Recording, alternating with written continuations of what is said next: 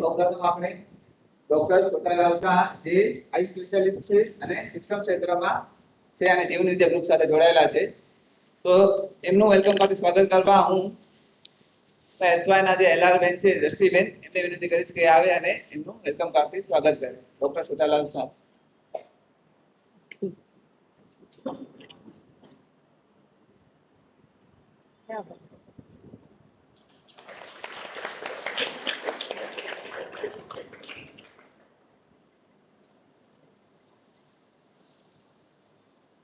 Thank you દ્રષ્ટિબેન.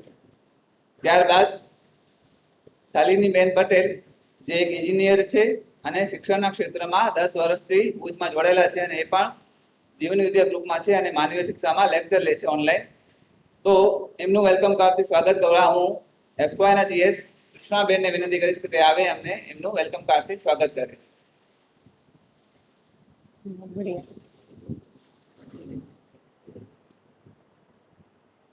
क्या बात है, थैंक यू.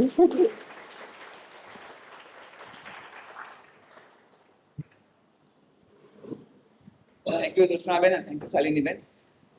ત્યારબાદ જનકભાઈ પટેલ જે એક સોફ્ટવેર એન્જિનિયર છે અને એ પણ જીવન વિદ્યા ગ્રુપ સાથે જોડાયેલા છે અને જોયફુલ લર્નિંગ ઉપર સોફ્ટવેર બનાવે છે અલગ અલગ. તો એમનું વેલકમ કાર્ડથી સ્વાગત કરવા હું એફવાય ના એલઆર બેન આસ્મિનબેનને વિનંતી કરીશ કે તેઓ આવે અને એમનું કાર્ડથી સ્વાગત કરે.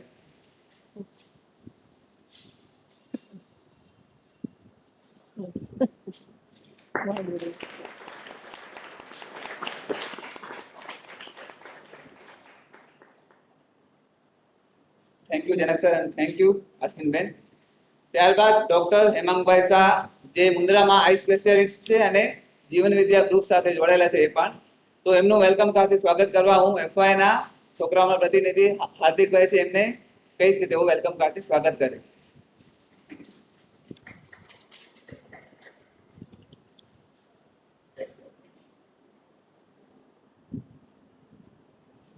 क्या बात है.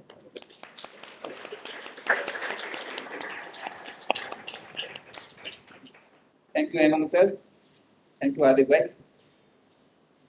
તો આ કાર્યક્રમને આપણે આગળ વધારતા આપણી સંસ્થાના આચાર્ય શ્રી ડોક્ટર એલવી ખોખર સરને વિનંતી કરીશ કે તેઓ મહેમાનોનું શાબ્દિક સ્વાગત કરે. આજના આ કાર્યક્રમની અંદર ઉપસ્થિત ડોક્ટર છોટાલાલભાઈ શાહ, માનનીય શાલિનીબહેન, જનકભાઈ, હેમાંગભાઈ, અધ્યાપક મિત્રો અને આપ સૌ તાલીમાર્થી ભાઈ બહેનો, આજના આ કાર્યક્રમની અંદર ઉપસ્થિત સૌ કોઈનું આપણા SD Sethia college of education પરિવાર વતી હાર્દિક આવકાર આપીએ છીએ, સ્વાગત કરીએ છીએ. આપણી સમક્ષ આપણે જે કાર્ય કરી રહ્યા છીએ, શિક્ષણના ક્ષેત્રમાં જવાના છીએ, શિક્ષક તરીકે અલગ અલગ સ્કૂલ્સની અંદર કામ કરવાના છે, એ કાર્યને વધારે સારી રીતે વેગ મળે અને બાળકોના ઘડતર ઉપર ફોકસ આપી અને માનવ વિકાસ સુધી પહોંચાડી શકીએ, તો મનુષ્યના ઘડતર સુધીની આખી જે પ્રક્રિયા છે એ બાબત એટલે જીવન વિદ્યા. આ જીવન વિદ્યા શું છે, માણસના વિકાસ માટે શું કરી શકાય, બાળકના ઘડતરથી શરૂ કરીને ઉપર સુધીની પ્રક્રિયામાં આપણે શું કરી શકીએ, એ બાબત આજે આપણી સમક્ષ સ્પષ્ટ થશે. ઉપસ્થિત મહેમાનો એ માટે આપની સાથે વાત કરશે અને આપણે સતત આ બાબત ઉપર કેન્દ્રિત છીએ કે આપણે સ્કૂલની અંદર ભવિષ્યમાં બાળકનું ઘડતર કરવાનું છે.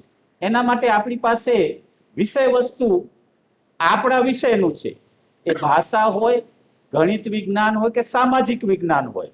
વર્ગખંડની અંદર એ કન્ટેન્ટ શીખવતા હોઈએ છીએ, પરંતુ એ કન્ટેન્ટના માધ્યમથી મનુષ્યને તૈયાર કરવાનું છે. બસ આ જે ફોકસ છે એના ઉપર, એના સુધી આપણે જવાનું છે. એટલે વધારે તમારી સામે વાત ન કરતા હું આ મહેમાનશ્રીઓને જ વિનંતી કરીશ કે આપની સાથે વાત કરે અને ભવિષ્યની અંદર એ બાળકના ઘડતર માટે ઉપયોગી થાય, મનુષ્ય તરીકેના નિર્માણમાં ઉપયોગી થાય એવી બાબતો આપણી સમક્ષ મુકાય. ફરીથી એમને આવકાર આપી અને મારી વાતને અહીં અટકાવું છું. Thank you very much.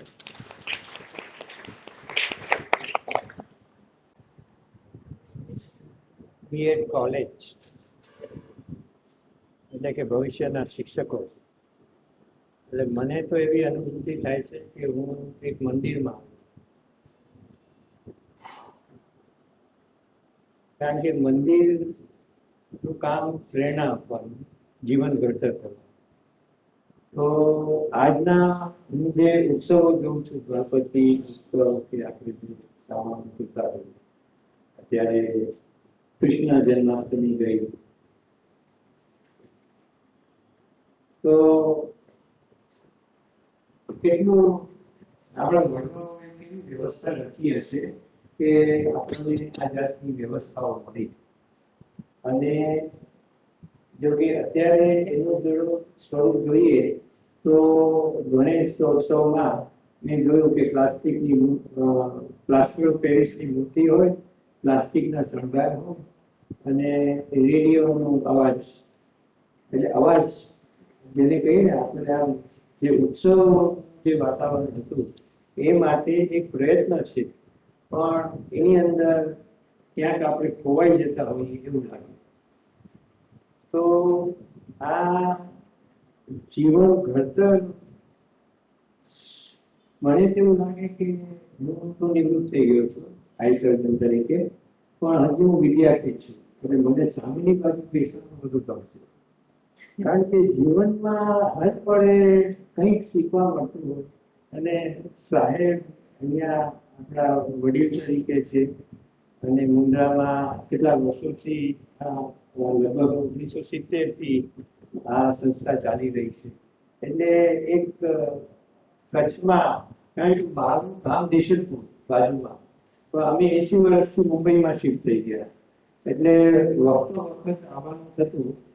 પણ 60 વર્ષે હું નિવૃત્ત થઈ ગયો અને મેં કીધું કે મારા કચ્છ મારું વતનમાં હું જાઉં. એટલે મેં ખેતી કરવાની શરૂ કરી. વડવાનું ખેતર હતું, 5-7 વર્ષ એમાં પણ હાથ અજમાવ્યો. એટલે વિદ્યાર્થી રહેવાનું કંઈક નવું શીખવાનું ગમે. અને ત્યાર પછી જીવન વિદ્યા ગ્રુપ લખ્યું છે. આ એક વિચારધારા છે કે આપણે પરંપરાથી આજે વર્તમાન શિક્ષાનું ભૂતપૂર્વ એક સ્વરૂપ હતું. લોકો આવીને ભણતા, આપણા ગુરુ અને એની આગળ શિક્ષણ પ્રાપ્ત કરતા. આજે જોઈએ તો દુનિયાભરમાં કોઈ એવું ગામ નહીં હોય દુનિયાભરના દેશોમાં કે શિક્ષણ વિશેની સ્વીકૃતિ, શિક્ષણ માટેની સ્વીકૃતિ બધે દેખાડે છે કે બાળકોને ભણવું જોઈએ. 10 વર્ષ 15 વર્ષ તમે પણ ભણો છો તો આપણી સામે એક પ્રશ્ન થાય છે કે આ ભણી ગણીને આપણે શું કરવાનું અને ભણાવવાનું શા માટે અને શું ભણાવવાનું.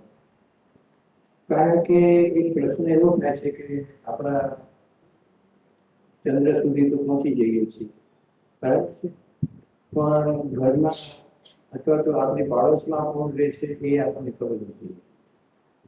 આપણું કનેક્શન જે છે ને એમાં, આપણા વ્યવહારમાં, આપણા માનવીય સંબંધોમાં આપણે ક્યાંક જોડતી કડીઓ બાકી છે. તો એ જોડતી કડીઓ વિશે એક બહુ સુંદર એક દર્શન આવ્યું જેનું નામ છે મધ્યસ્થ દર્શન, અથવા તો અસ્તિત્વ એ સહ અસ્તિત્વ સ્વરૂપે છે. એવું કહેવાય છે કે અણુ પરમાણુ જે છે એની જે મુવમેન્ટ થાય છે એનો પડઘો પણ આખા વિશ્વમાં પડતો રહે છે. જો આપણે બધા કનેક્ટેડ છીએ, કેવી રીતે કનેક્ટેડ છીએ? તો આપણી વચ્ચે શું છે? આપણી આપણી વચ્ચે એકનો સ્વભાવ છે. સાહેબને લીધે મને મેં કાલે રાતના ફોન કર્યો 9 વાગે સાહેબને.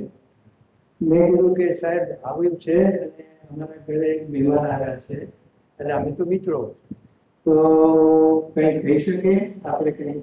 તો કે જરૂર આવો.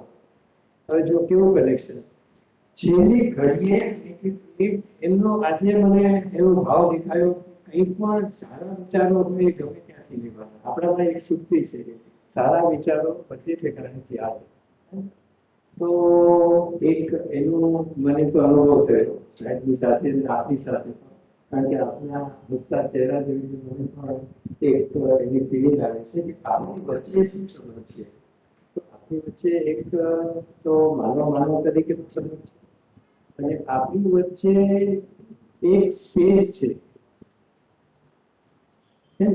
પૃથ્વી, ગ્રહ, ગોળ, સૂરજ, તારા, નક્ષત્ર શું બધું છે. ક્યાં સુધી છે? કોઈ અંત છે? કોઈ અંત નથી. તો આપણે ચંદ્રયાન સુધી પહોંચીએ કે સૂરજની હમણાં જેનો સૂરજયાન રહ્યું છે, હજી આગળ જશું, પણ આપણે અંદર આપણે મૂળ વસ્તુ ક્યાં છે. એટલે જીવન વિદ્યા એટલે આપણે અંદર આપણી જે ઉર્જા રહે છે, આ જે ઉર્જા જે વિશ્વ છે એની ઉર્જા આપણને જ્ઞાન સ્વરૂપે આપણે કનેક્ટેડ છીએ. તો એના વિશે હું એમ કહીશ કે આ જે છે આખી પ્રોસેસને આપણે શાલિનીબેન બહુ સુંદર રીતે રજૂ કરશે. હું શાલિનીબેન નમસ્કાર. सभी को नमस्ते. बढ़िया, ठीक. देखिए इतनी ट्रेनिंग एज अ टीचर आप लोगों की है ना. तो बीएड कॉलेज में मेरा शायद मुझे लगता है पहली बार मैं टीचर्स के साथ, वैसे तो मैंने बहुत सारे टीचर्स के साथ काम किया है, लेकिन आज पहली बार किसी टीचिंग बीएड कॉलेज में आकर के बच्चों के साथ या आप होने वाले टीचर्स के साथ मैं खड़ी हूँ. और मैं वैसे इंजीनियर हूँ, मतलब मैंने इंजीनियरिंग किया, मैंने मनोविज्ञान पढ़ा, मैंने दर्शन पढ़ा, मुझे पढ़ने का शौक रहा. फिर उस दौरान कब कैसे मुझे शिक्षा देने में इंटरेस्ट आ गया वो मुझे पता नहीं चला. तो मैं ऐसा मान लेती हूँ कि आप में से कितने लोगों ने बीएड अपनी स्वेच्छा पूर्वक, ना कि किसी दबाव पूर्वक की मतलब बीएड ही कर लेते हैं क्योंकि बीएड ही ठीक है करना, इस विधि से नहीं किया. उन्होंने सोचा कि हाँ हमें बीएड करना है. ऐसे कितने लोग हैं? हाथ उठाइए. अरे बाप रे, आप लोगों ने एक्चुअली में निर्णय ले करके बीएड कर रहे हैं. हमने तो बीटेक भी नहीं किया था निर्णय लेके. मैं चूंकि पढ़ने में बहुत अच्छी थी, ठीक है. तो अब क्या हुआ, हाथ नीचे कर लीजिए, थैंक यू. तो क्या हुआ कि उस समय जितने होशियार बच्चे होते थे, ये सन 2005 की बात है, मतलब आज से 18 साल पहले. तो उस समय जितने होशियार बच्चे होते थे, इस फैन को प्लीज ऑफ कर दीजिए. सारे अच्छे बच्चों को मैथ्स पढ़ना होता था. नहीं तो अगर वो मैथ्स नहीं पढ़ रहा है इसका मतलब है कि वो अच्छा बच्चा नहीं है, वो झूठ बोल रहा है ना. और मैथ्स पढ़ना है. दूसरी बात ये समझ में आती थी कि अच्छा मैथ्स पढ़ने के बाद क्या करेंगे, तो इंजीनियरिंग करेंगे. और उस समय इंजीनियरिंग की एक सबसे टॉप ब्रांच थी कंप्यूटर साइंस ब्रांच. मतलब ये सिद्ध करने का एक ही तरीका था कि आप सबसे होशियार हैं तो आप कंप्यूटर साइंस इंजीनियर बन जाइए. 2009 में हम कंप्यूटर साइंस इंजीनियर बन के निकल आए. हमको मजा आया पढ़ने में, ऐसी बात नहीं कि पढ़ने में मजा नहीं आया. मेरा कॉलेज बहुत बढ़िया कॉलेज था और मुझे बहुत मजा आया. मैंने मेरे जीवन में सौभाग्य से अच्छे अच्छे स्कूल कॉलेजेस में मेरा एडमिशन होता रहा, अच्छे अच्छे टीचर्स मिलते रहे और मुझे पढ़ने पढ़ाने का एक मतलब मजा आने लग गया क्योंकि मेरे टीचर्स बहुत भावपूर्ण तरीके से पढ़ाते थे. तो मुझे लगा ये यार बढ़िया है, मतलब बहुत अच्छे से लोग पढ़ाते हैं, इनको मजा आती है और खुश रहते हैं, है ना. और बहुत वैचारिक रूप से मुझे लगा कि काफी तर्कशील होते हैं. नहीं, आपको ऐसा नहीं लगता? जो पढ़ने पढ़ाने में जिनकी रुचि रहती है स्वाभाविक, उनका तर्क बेहतर होता है एक सामान्य व्यक्ति के तुलना में. मुझे नहीं पता आप लोगों को कैसा लगता है, लेकिन मुझे ऐसा लगता है सामान्य लोग क्या खाया क्या बनाया ऐसी ही चर्चा करते रहते हैं. कभी कोई पुस्तक की चर्चा नहीं करेंगे, कभी कोई ऐसी चर्चा नहीं करेंगे जिसमें कुछ बहुत तर्क लगता हो. ऐसा लगता है कि नहीं? हाँ, तो हाथ उठाइए, देखें कितने इंटरैक्टिव हैं आप. आपको ऐसा लगता है कि कितने लोगों को लगता है ऐसा नहीं है, जो कुछ भी नहीं करते, सिर्फ खाना बना रहे हैं, कुछ भी और दुनिया भी काम करे, वो भी तर्कशील हैं? Tricky question. कितने लोगों को लगता है कि जो सामान्य लोग हैं उनके पास भी तर्क है?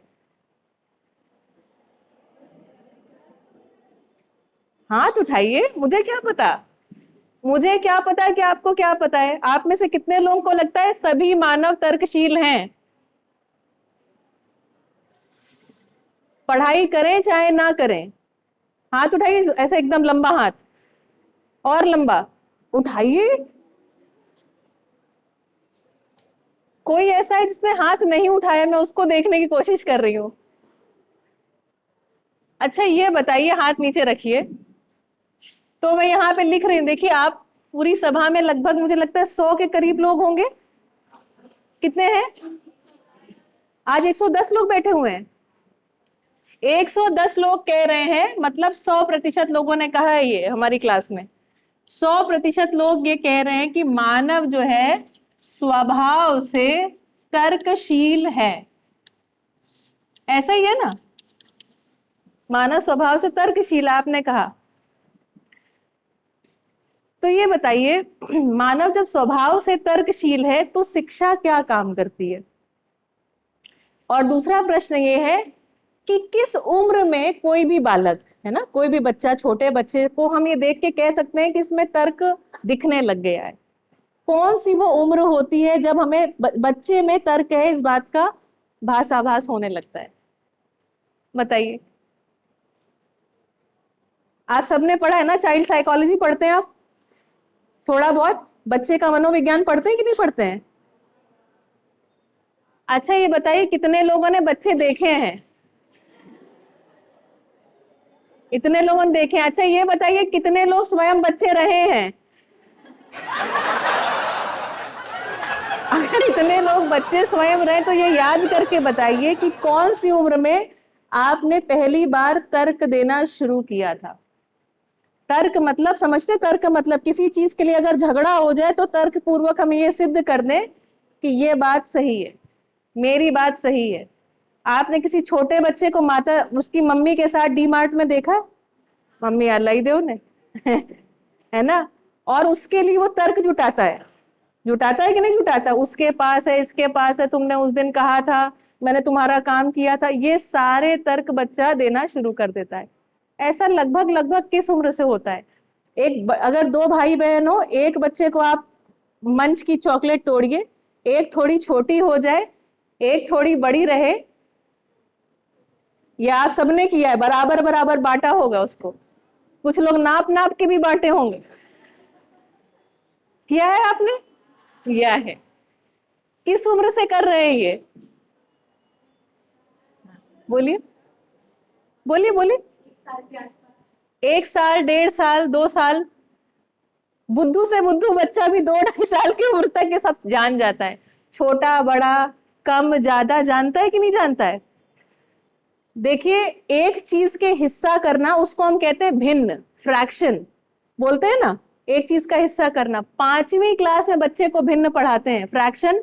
आज मान लीजिए इंग्लिश मीडियम के बच्चे हैं तो 3rd 4th 5th से थोड़ा थोड़ा सिखाते हैं कि कौन सा भिन्न छोटा है, कौन सा बड़ा है, भिन्न की तुलना कैसे करी जाती है। भिन्न मतलब एक से जो कम है ना? 5वीं क्लास में सिखाते हैं। 5वीं क्लास में उम्र कितनी? 9-10 साल। 9-10 साल की उम्र में आप बच्चे को सिखाते हैं, टीचर सिखाता है गणितीय विधि से एक से कम में छोटा बड़ा की तुलना करना, भिन्न बराबर है कि नहीं। आपको याद है कि नहीं याद है? भिन्न की तुलना करना, उसमें greater than, less than, equal to का साइन लगाना, इक्विवेलेंट फ्रैक्शन, है ना? कब चीज बराबर हो गई, भले उसका अंश और हर बराबर ना हो। याद आ रहा है आपको? याद आ रहा है, सबको याद आ रहा है। लेकिन वास्तव में 2-2.5 साल का बच्चा इस चीज को कर लेता है। उसको बिल्कुल आंख से दिखाई पड़ता है कि क्या चीज छोटी है और क्या चीज बड़ी है, क्या चीज सही है, क्या चीज सही नहीं है। देखिए, कोई भी व्यक्ति ये बच्चे को नहीं बताता, बल्कि सब यही बताते रहते, तुम छोटे हो, तुम ये हो, वो हो। लेकिन बच्चा जानते हैं क्या कहता है? बराबर चीज पहले दिन से चाहता है। चाहता है कि नहीं चाहता है? वो चाहे खा ना पाए, लेकिन वो चाहता है क्या है, उसे कैसा मिले।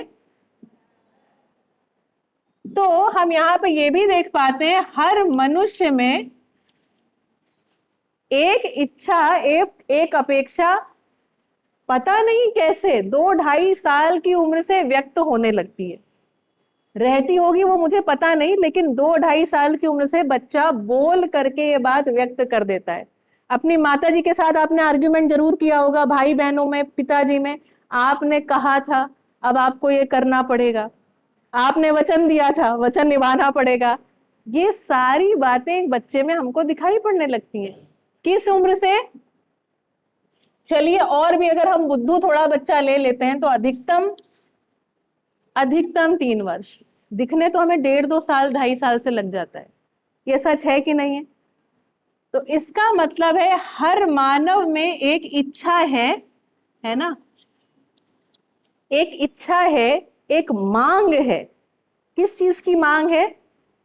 न्याय की। हर मानव में न्याय की एक मांग कहीं ना कहीं भीतर है। क्या किसी जीव जानवर में है?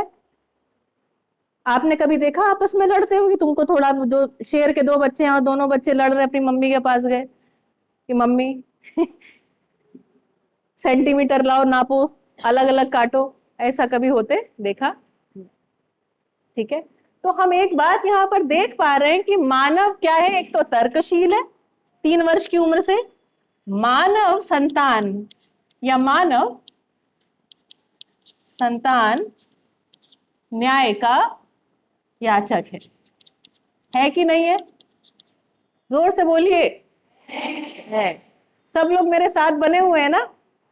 तो मानव तर्कशील है, मानव न्याय का याचक है। ये सब तब हो रहा है जब अभी उसकी शिक्षा शुरू नहीं हुई है। अच्छा ये बताइए, हर बच्चा बाय डिफॉल्ट पहले दिन से जब से बोलना शुरू करता है, सच बोलना शुरू करता है कि झूठ बोलना शुरू करता है? सच बोलना शुरू करता है। पक्का? कोई ऐसा बच्चा होता है इस धरती पर जो झूठ बोलने से शुरू करता है? कोई नहीं, कोई भी नहीं। मतलब मानव संतान सत्य वक्ता है। आप में से कितने लोगों ने गणित सीखा है 10th तक कम से कम? उससे भी आगे सीखा है गणित को? हाइपोथेसिस समझते हैं? क्या होती है हाइपोथेसिस? परिकल्पना, किसी चीज की कल्पना है, ऐसा? और कोई कुछ कहना चाहेगा? What is hypothesis? हाइपोथेसिस मतलब हमने किसी चीज को पहले मान लिया है, उसके बाद उसके लिए हम बहुत सारे एग्जाम्पल्स हैं, बहुत सारे तर्क जुटा लेते हैं और अंत में सिद्ध कर देते हैं और कहते हैं इति सिद्धम हेंस प्रूव्ड, ये बात सिद्ध हो गई। ऐसा ही है ना, मोटी मोटी इतनी सी बात है ना? उसके लिए रिसर्च वगैरह भी सब चलते रहता है। हाइपोथेसिस आप अच्छे समझते हैं। 3 वर्ष की उम्र में ये हमारी हाइपोथेसिस है कि सत्य है? सत्य मतलब जो सदा सदा दृश्यमान है, जो सदा सदा दिख रहा है। जैसे ये बॉटल, इसका अस्तित्व है कि नहीं है? ये दिख रहा है, प्रत्यक्ष प्रमाण के रूप में ये सत्य दिख रहा है ना? तो ये हाइपोथेसिस है या फिर सत्य है? धन्यवाद। चलिए, जबरदस्त। सर आपके कॉलेज के जो स्टूडेंट्स हैं वो बहुत एक्टिव और जबरदस्त है। अपने लिए एक बार तालियां बजा लीजिए आप लोग, है ना? और मैं व्यक्तिगत रूप से इसलिए खुश हूं कि मुझे ऐसा लगता है कि देखिए, टीचर्स थोड़े तार्किक तो सच में होते हैं। देखिए, उनमें तर्क ना बचा रह जाता है। बहुत सारे लोगों का तर्क किसी ना किसी कारणवश खत्म होते जाता है, लेकिन एक जो टीचर होता है या स्वभाव से खोजी प्रवृत्ति का जो इंसान होता है ना, उसका वो किताबें पढ़ते रहने के कारण, लगातार सीखते रहने के कारण, लोगों के मनोविज्ञान को ऑब्जर्व करते रहने के कारण उसमें तर्क काफी बचा रहता है। ठीक है, तो इस तर्क से हम बिल्कुल बेसिक बातों पे यहाँ पर पहुंच गए हैं। ठीक है, अब हम देखते हैं, शिक्षा नाम की एक व्यवस्था हमारे पास है कि नहीं है? किस उम्र में ये बच्चा शिक्षा व्यवस्था में एंटर होता है? 5 वर्ष। प्ले ग्रुप को अगर काउंट कर लें तो 3 वर्ष। ये 3 वर्ष का बच्चा ये है, 3 वर्ष का बच्चा ये है इनपुट, है ना? इनपुट आउटपुट समझते हैं? तो हमारे पास ये है इनपुट। थोड़ा थोड़ा मेरी इंजीनियरिंग है ना, वो आती रहती है ना? तो इसको हम ए मान लेते हैं। तो इनपुट में हमने डाला ए। हम बच्चे को शिक्षित करते हैं। कितने वर्ष तक शिक्षित करते हैं? मान लेते हैं कि हम हर बच्चे को कम से कम पोस्ट ग्रेजुएट बनाना चाहते हैं। तो पोस्ट ग्रेजुएशन अंदाजा लगाइए किस वर्ष तक खत्म हो जाएगी? 22 वर्ष। कोई फेल हो गया तो 23 वर्ष तक। ठीक है, ये भी काउंट कर लेते हैं। तो हम मान लेते हैं 23 वर्ष। ठीक है, 23 वर्ष का जो बालक है, ये 3 वर्ष का बालक यहाँ गया है, 23 वर्ष का बच्चा, बड़ा व्यक्ति एक निकल रहा है। ठीक, ये आउटपुट बी है। ठीक, ये जो बी है, ये संसार में 23 वर्ष से अधिक के सभी लोगों को हम बी कैटेगरी में डाल देते हैं। मतलब मैं, जनक सर और जितने भी लोग, आपके माता पिता, आपके समाज के सभी लोगों को हम उसमें काउंट कर लेते हैं। देखिए, ये इनपुट था। शिक्षा व्यवस्था नाम की एक व्यवस्था है जिससे हर बच्चा, जिसमें 20 साल करीब लगा रहा है, 19 से 20 साल हर बच्चा लगा रहा है ना, 20 साल। 20 साल के बाद जो व्यक्ति, जो बच्चा समाज में आ रहा है, वो कैसा है?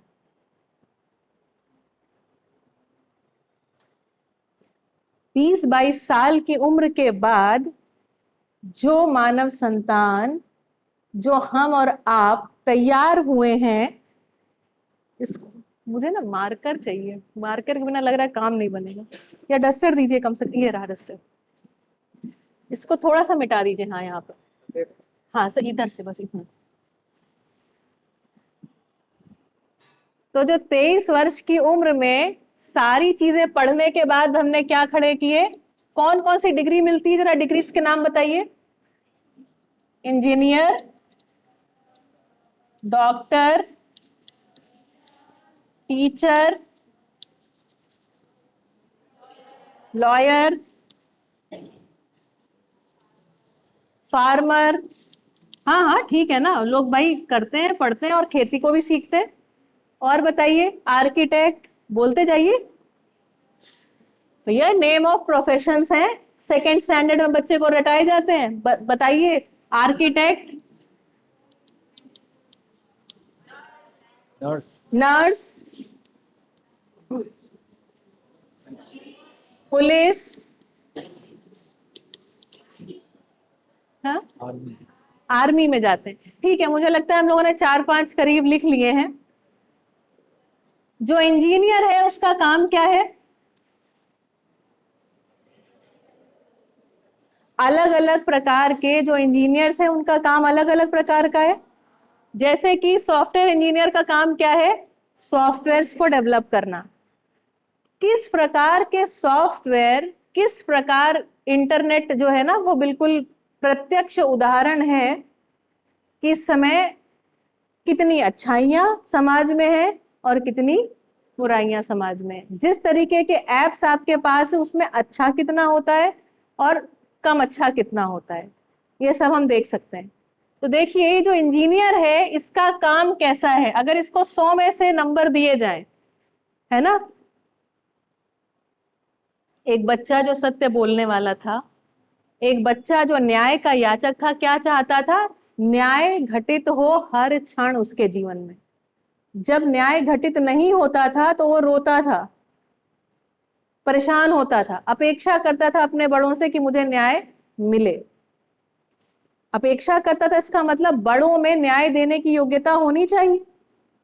इसका ये भी मतलब है कि जो न्याय है ना, ये बच्चे को सीखना सिखाना पड़ेगा, इसकी देने की विधि। मानव जो था तर्कशील था। तर्क मतलब अपने हित अहित को कहीं ना कहीं पहचानने वाला था। ठीक है, इस तरीके की इकाई है, 20 वर्ष की यहाँ पर शिक्षा हो गई है। उसके बाद मुझे बताइए कि इसमें से कितने लोग हैं जो वास्तव में जिस प्रकार की इनकी, कुछ लोग मुस्कुरा रहे हैं, कुछ लोगों को स्पष्ट दिख रहा है, दिख रहा है ना? कितने लोगों को दिख गया कि आगे मैं क्या दिखाने वाली हूँ? हाथ उठाइए जरा। कितने लोगों को लग रहा है कि उन्हें आगे की कहानी दिख रही है? उठाइए हाथ, मुस्कुरा के मत, हाँ यस, उठाइए उठाइए हाथ उठाइए, यस। इतने लोगों को दिख रहा है, बाकी को भी दिख ही रहा है, आप सिर्फ बोल नहीं रहे। आप अभी सत्य वक्ता से वाली जगह से हट रहे हैं, आपको वो स्वीकार करने में तकलीफ हो रही है। तो अगर हम ध्यान से देखें तो हमारा जो समाज है, इन लोगों ने मिलकर के क्या बनाया? एक समाज बनाया। पूरा सिस्टम, पूरे सिस्टम में यही लोग तो भरे हुए हैं, हम ही लोग तो भरे हुए हैं ना इस सिस्टम में। और इस समाज की इस, अब हम जरा थोड़ा सा देख लेते हैं इस पूरी प्रकृति को। और प्रकृति को मैंने दो हिस्सों में बांट दिया है, एक जड़ प्रकृति है और एक चैतन्य प्रकृति है। अब ये जड़ चैतन्य की बात फिर किसी लेक्चर में, लेकिन यहाँ पर मैं जड़ में मतलब मानवेतर सभी इकाइयां, मानवेतर मतलब मानव के अतिरिक्त जितनी इकाइयां हैं, और चैतन्य में मैं मान रही हूं यहाँ पर मानव को। ठीक, अब हम इसके हाल चाल का थोड़ा ब्यौरा लेते हैं। तो अगर हम देखेंगे मानवेतर जितनी हमारी इकाइयां हैं, यहाँ पर हम देखते हैं क्या क्या चीजें हैं। मिट्टी, फिर पेड़ पौधे हैं कि नहीं है, जीव जानवर, हवा, पानी इत्यादि इत्यादि। तो ये जो 20 साल बढ़िया एजुकेशन, अच्छे सिस्टम से निकले लोग हैं, इनके हाथ में ये सारी सत्ता आई। मिट्टी, हवा, पानी। किसान बन के मिट्टी के ऊपर काम कर रहा है, पानी के ऊपर काम कर रहा है। इंजीनियर बन के कोई कंस्ट्रक्शन कर रहे हैं, कंस्ट्रक्शन करने के लिए बहुत तरीके की माइनिंग चल रही है, बहुत तरीके के बहुत सारे काम होते हैं। ठीक है, अपने पास समय की थोड़ी कमी है, इसलिए उस सीमा में ही बात को रखना पड़ेगा। पर आप कल्पना कर सकते हैं, मुझे ये बताइए मिट्टी की स्थिति कैसी है?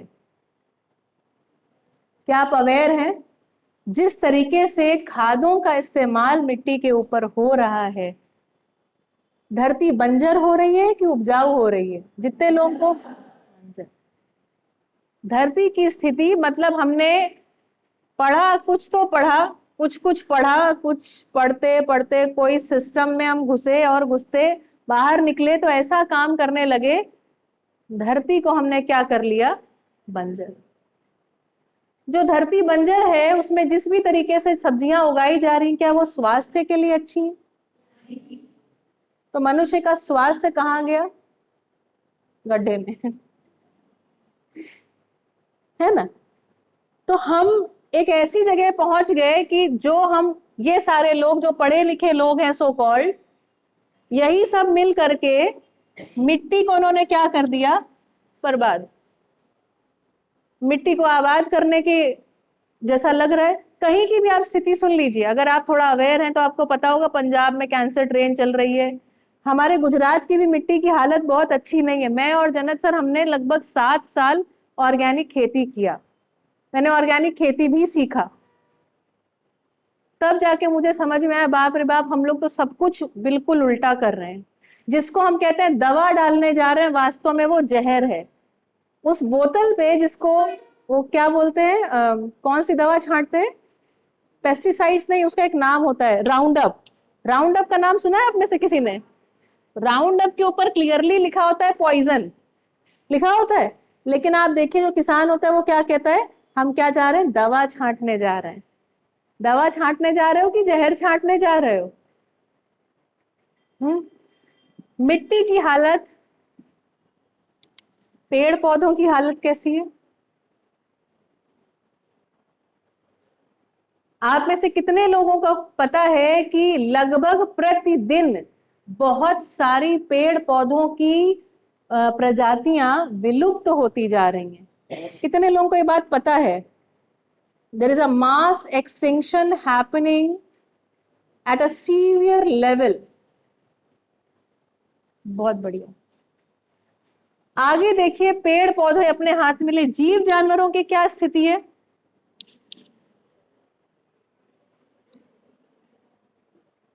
पिंजरों में बंद करके, है ना, उसका हमने कुछ, उनका भी फार्मिंग चल रहा है, एनिमल हस्बेंड्री बोलते हैं जिसको।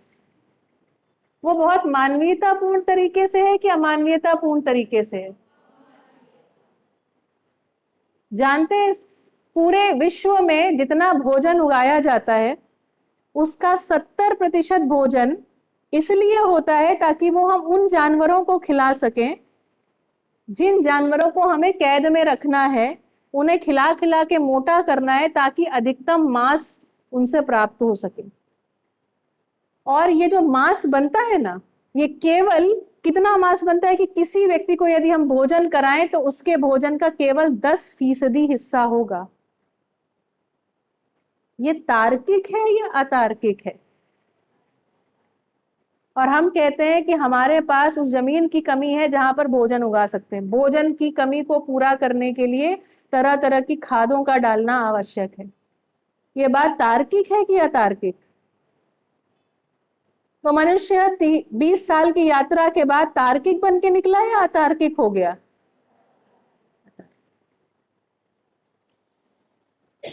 जीव जानवर की तो दुर्गति की आप बात ही छोड़ दीजिए ना, इस पे लंबी चर्चा किसी और दिन। हवा की स्थिति क्या है? बड़े सालों पहले, आज से 100 साल पहले करीब, कुछ लोग उन्होंने कहा कि हम एक समस्या सॉल्व करेंगे, वो ये कि बैलगाड़ी पे, घोड़ा गाड़ी पे आपको चलना ना पड़े, हम दूर गमन की समस्या को सॉल्व कर देंगे। उन्होंने कहा ठीक। उन्होंने अपना कोई इंजन विंजन बना लिया। बनाने के बाद उन्होंने फ्यूल के रूप में किस चीज को पहचाना? पेट्रोलियम को। बिल्कुल बिल्कुल, इंडस्ट्रियलाइजेशन के नाम पे हमने फ्यूल के रूप में किसको पहचाना? कोल, कोयले को। और इन सभी चीजों से हवा की स्थिति क्या हुई? तो हम एक समस्या को सॉल्व करने गए, 2-4 और समस्याएं प्रदूषण के रूप में लेकर के, उससे अधिक समस्याएं लेकर के चले आए। तो ये बताइए, ऐसे मानव को आप बुद्धिमान कहेंगे, तर्कशील कहेंगे, न्याय देने वाला कहेंगे, सत्य के साथ चल रहा है ऐसा कहेंगे? कह पाएंगे क्या? आज धरती की स्थिति ऐसी है कि बड़ा प्रश्न है कि इस पे अगले 20 साल और मनुष्य सही से जी पाएगा कि नहीं जी पाएगा। ये सच है कि नहीं है? मैं कल अंकल जी के साथ बैठी हुई थी और हम बात कर रहे थे। उनकी उम्र लगभग 70 वर्ष है। मेरी उम्र, अभी अभी मेरा बर्थडे निकला, 37 वर्ष मेरे पूरे हो गए। मैं उनसे ये कह रही थी, जो कमजोरी आप 70 साल में महसूस कर रहे हैं वही कमजोरी हम 37 साल में महसूस कर रहे हैं। हमसे पीछे की जो पीढ़ी है वही कमजोरी 20, 22, 25 साल में महसूस कर रही है। श्रम की मानसिकता हमसे दूर हो गई है। हम श्रम नहीं करना चाहते।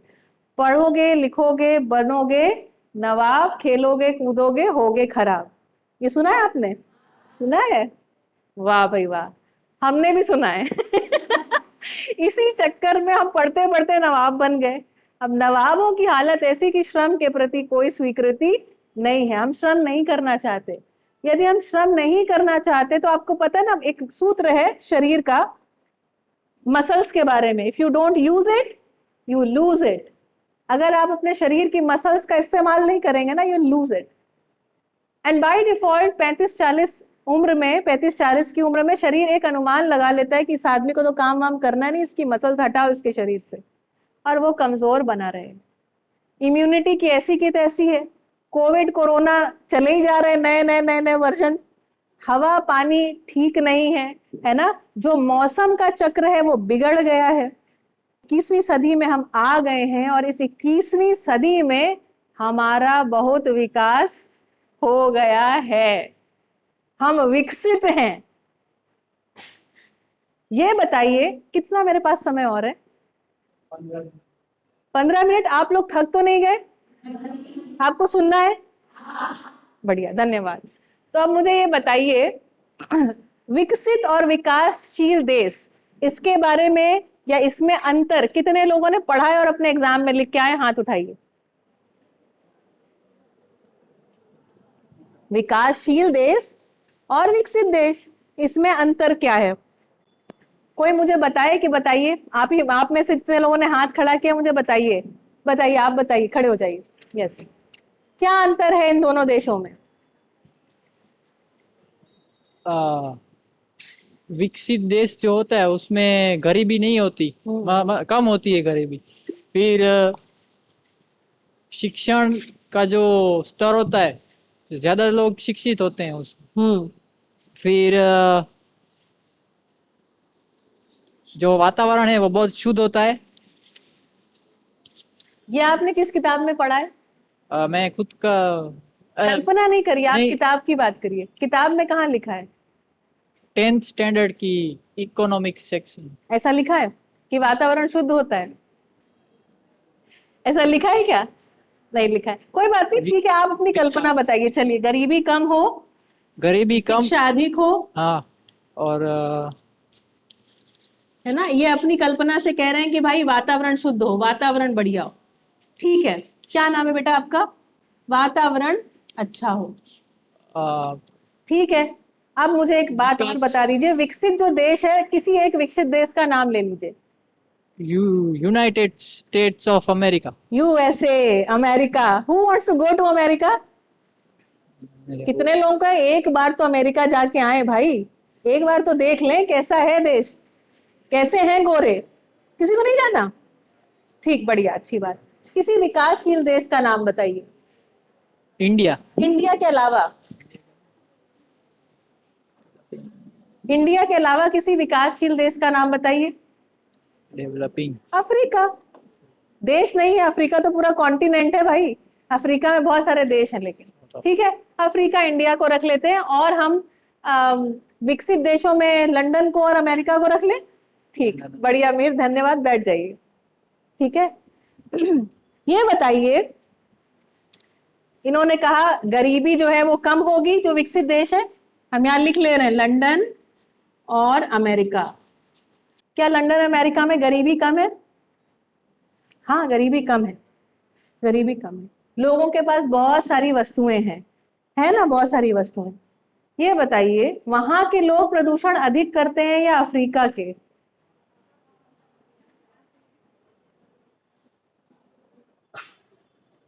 अगर आपको थोड़ी जानकारी हो तो विकसित देशों के लोग प्रदूषण अधिक करते हैं या विकासशील देशों के लोग प्रदूषण अधिक करते हैं? तो प्रदूषण फैलाने वाले को विकसित कहेंगे क्या? बताइए। जो देश, पूरा देश, लोग नहीं, देश, उनका पूरा सिस्टम ऐसा है कि वो अधिकांश लोग उसमें अधिक से अधिक प्रदूषण कर रहे हैं। जानते हैं कितने गुना प्रदूषण करते हैं? विकासशील देशों की तुलना में विकसित देशों के लोग लगभग प्रतिदिन 25 गुना अधिक कचरा निकालते हैं। 25 गुना अधिक। मतलब आपके घर में अगर एक थैली भर के कचरा निकलता, आप कचरा ही नहीं निकलता हमारे यहाँ तो। पहले तो जो गाय को खिला दिया, जो ये रेगुलर चीजें रहती हैं, उसके बाद फिर हमने जो भी पॉलीथीन वगैरह उसका भी कई बार इस्तेमाल करते हैं, यूज कर लेते हैं। वहां पर ऐसा नहीं हो रहा, वहां पे 25 गुना प्रति व्यक्ति कचरा अधिक निकल रहा है। आपकी कल्पना में आ रहा है? गरीबी कम है, बहुत अच्छी बात है, सबके पास वस्तुएं ही वस्तुएं, उसके बाद कचरा ही कचरा है। ये जो कचरा है, ये मिट्टी, पानी, हवा, धरती, है ना, इसकी स्थिति बेहतर बना रहा है। क्या ऐसे लोगों को, ऐसे देशों को विकसित कहा जाना ठीक है? तर्क कहाँ गया? ये तार्किक है कि नहीं है? तार्किक नहीं है। फिर हम कह रहे हैं कि शिक्षा अधिक है, तो अधिक शिक्षा से क्या हो गए? अधिक शोषण करने वाले डॉक्टर, अधिक शोषण करने वाले इंजीनियर, ऐसा ही है ना, अधिक शोषण करने वाले, खूब होशियार, बहुत चतुर, एकदम लोगों को उल्लू बनाने वाले और लोगों की जेब काटने वाले, ऐसे डॉक्टर, इंजीनियर, लॉयर्स और सभी तरह के प्रोफेशन हमने तैयार कर लिए। किया कि नहीं किया? आप सबको डॉक्टरों की तो कुछ ना कुछ कहानियां पता ही होंगी।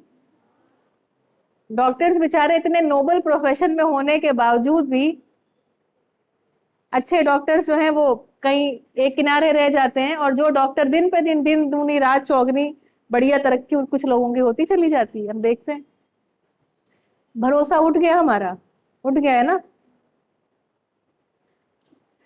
वातावरण अच्छा है, अपने देश का कचरा, आपको जान करके मजेदार बात बता रही हूँ। जैसे अगर हम देखने जाएं तो कनाडा, लंदन और यूएसए में वातावरण काफी शुद्ध है। लोग ऐसा कहते हैं कि वहां बहुत अच्छा है, लेकिन जानते हैं वो लोग क्या करते हैं?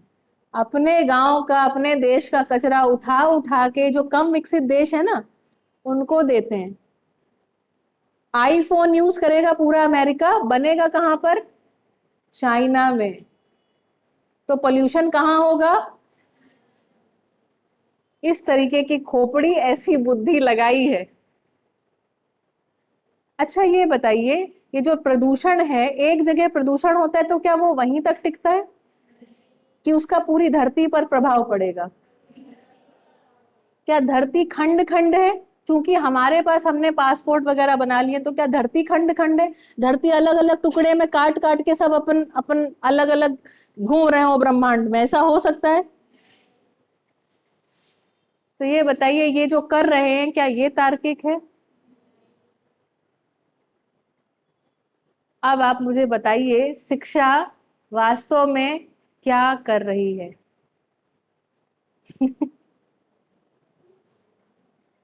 अब हंसी आ रही तो हंस लीजिए। आज से 100 साल पहले जब शिक्षा बहुत कम थी, तो मिट्टी, पानी, हवा, सबकी स्थितियां कैसी थी? बेहतर थी? बेहतर थी। लोगों में मानसिक बीमारियां कम थी कि अधिक थी? अब मुझे बताइए। और पता है आपको, विकसित जो देश होते हैं ना, वहां पे मानसिक बीमारियां सबसे अधिक। हर दूसरा व्यक्ति, हर दूसरा क्या, मुझे तो लगता है हर एक व्यक्ति का एक काउंसलर रहता है। उसको मनोवैज्ञानिक के पास जाना है, लोग नॉर्मली दवाइयां खाते रहते हैं। संबंधों की स्थिति कैसी है आपको पता है? यूएस, यूके, यहाँ पर 50% डिवोर्स रेट। मतलब संबंध बनेगा तो बिल्कुल, दो लोगों ने अगर संबंध बनाए तो उसमें से एक व्यक्ति का टूट जाएगा, ये गारंटी है। इसको प्रोबेबिलिटी बोलते हैं, मतलब गारंटी है, ये ऐसा होगा। संबंध टूट जाएगा, इसकी गारंटी है। चल जाएगा, इसकी गारंटी नहीं।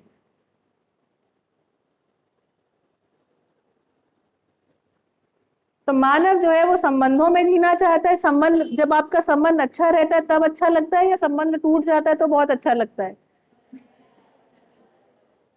कोई भी संबंध है ना, यदि उस संबंध में हम बहुत मधुरता पूर्वक जी पा रहे हैं, हर एक दूसरा व्यक्ति है ना, दोनों व्यक्ति एक दूसरे की अपेक्षा को समझ पा रहे हैं और उस समझ के आधार पर उसका निर्वाह कर पा रहे हैं, तो अच्छा लगता है। वैसा जीना चाहते हैं कि उससे अलग जीना चाहते हैं? मिट्टी, पानी, धातुएं, हवा, हर एक चीज, प्रकृति के हर एक चीज को हम देख लें, उसके साथ एक बढ़िया संगीतमयतापूर्ण वातावरण बना रहे, वैसा जिए कि सब तोड़ फोड़ दें, तहस नहस कर दें। धरती पर मानव रहेगा कि नहीं, ये हम जानते हैं, और हम इतने मूर्ख हैं और इतने विद्वान हैं साथ में। देखिए विडंबना, देखिए ये बताइए, अगर धरती पर ये पेड़ पौधे नहीं रहेंगे, नदियां नहीं रहेंगी, तो सबसे पहले कौन मरेगा? मानव। और जानते हैं, हम सारे टीचर्स, मैं भी टीचर रही काफी समय, 15 वर्ष बच्चों के साथ काम किया, बच्चों के पेरेंट्स के साथ काम किया, और अब मेरी इच्छा है टीचर्स के साथ काम करने की। हम कहते हैं सेव टाइगर, सेव रिवर्स, हम कहते हैं सेव ट्रीज, सेव सॉइल।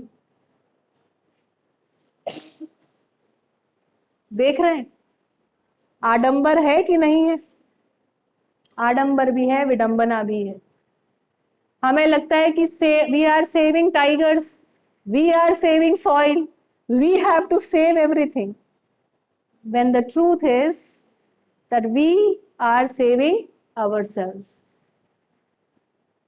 और हमारे पास न समझने के लिए कार्यक्रम, करिकुलम रहा अभी तक, और ना ही हमारे भीतर ये साहस रहा कि हम इन बातों के सत्य को स्वीकार कर सकें और उसके लिए कार्यक्रम बना सकें। गुड न्यूज, अच्छी बात ये है कि हमारे पास एक प्रस्ताव के रूप में मध्यस्थ दर्शन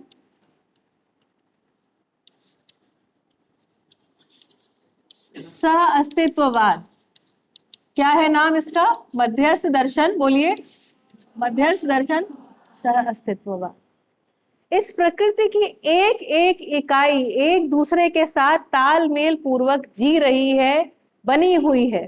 ठीक है, किसी और दिन आपके साथ आऊंगी और आपके साथ पूरी धरती की कहानी सुनाऊंगी आपको, तो आपको पता चलेगा कि हमारे इस धरती पर आने के लिए प्रकृति ने बहुत श्रम किया है, बहुत श्रम किया है। 4.5 अरब वर्ष का श्रम है इस धरती का, तब जाके हम यहाँ पर बैठे हुए हैं। हमारे जीवन का लक्ष्य क्या है, प्रयोजन क्या है, कैसे हम साथ साथ में जी सकते हैं, इन सभी बातों के ऊपर चर्चा है इस वाद अर्थात विचार में। इस पूरी दुनिया को देखने का एक नया तरीका है सह अस्तित्ववाद, मध्यस्थ दर्शन सह अस्तित्ववाद। आज जो मैंने आपसे बात करी वो समीक्षा के तौर पर बातचीत थी, है ना, कि जरा हम देखें तो खड़े कहाँ हैं। ये जो शिक्षा व्यवस्था हमने 20 साल, जो 20-22 साल बच्चे को यहाँ भेजा, पीएचडी करने वाले 28 साल 30 साल तक लगा देते हैं ना,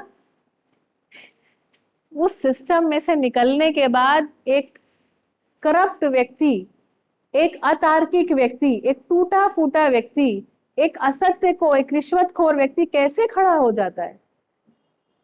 जबकि होना तो इससे कुछ उलट चाहिए था ना। जो हमें इनपुट प्राप्त हुआ है प्रकृति से, हर बच्चा बाय डिफॉल्ट पैदा होने के साथ ऐसा हमको मिलता है। इन गुणों में संवर्धन होना चाहिए था, इनका संरक्षण होना चाहिए था, या इनका पतन हो जाना चाहिए था? यदि पतन हो रहा है तो शिक्षा को एक बार जांचने की जरूरत है। एक बार देखना पड़ेगा, कुछ तो गड़बड़ हो रही है, कुछ गड़बड़ है। वो गड़बड़ क्या है, आगे के अगले लेक्चर में मैं आपके साथ मध्यस्थ दर्शन सह अस्तित्ववाद के प्रस्ताव के आधार पर कुछ चीजों को खोलूंगी। ठीक है, और उम्मीद करते हैं कि आज आपने इस लेक्चर को खूब एंजॉय किया होगा और इतने ध्यान से आपने मुझे सुना। सारे लोग एकदम एकटक इधर देखते रहे, मुझे ऐसा लगा कि आप तक मैं पहुंच पाई, है ना। इसलिए भी आपका बहुत बहुत धन्यवाद, आभार। आपके प्रिंसिपल सर का बहुत आभार, अन्य सभी लोग जिन्होंने सहयोग किया उनका भी खूब खूब आभार, धन्यवाद।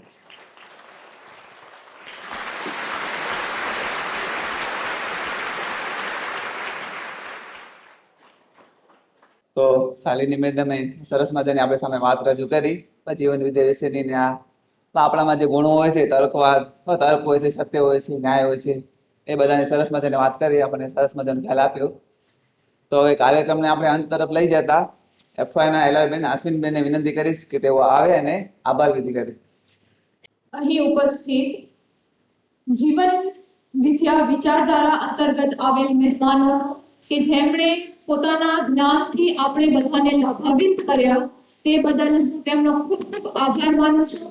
આપણી સંસ્થાના આચાર્ય સાહેબ શ્રી, વંદનીય ગુરુજનો, તેમનો પણ હું ખૂબ ખૂબ આભાર માનું છું કે તેમણે આ કાર્યક્રમ કરવા માટેની પરવાનગી આપી અને આપણા બધા જ તાલીમાર્થીઓ કે જેમણે આ કાર્યક્રમ શાંતિથી નિહાળ્યો, તે બદલ હું તમામનો ખૂબ ખૂબ આભાર માનું છું।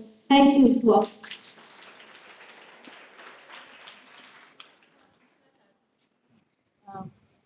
मैं आप सभी से एक छोटी सी बात पूछना चाहती हूँ, कितने लोगों को ये लेक्चर सुन के सच में मजा आया? हाथ उठाइए, सच में। और कितने लोगों को दिल में ऐसी इच्छा है कि इस बात को मुझे आगे सुनना है? इतने लोगों की इच्छा है? पक्का? ठीक है, मैं ऑनलाइन वर्कशॉप लूंगी कुछ समय के बाद। आप में से जितने भी लोगों को ये होना कि मुझे इस विचारधारा को सुनना है, क्योंकि ये विचारधारा पूरी तरह से वैज्ञानिक है, तर्कशील है, कोई इसमें कोई भगवान, कोई ये सारी रहस्यमयी बातें नहीं है। ठीक है, तो अगर आपकी इच्छा हो तो हम इस पे कुछ आगे काम करेंगे। ठीक है जी, बढ़िया, धन्यवाद।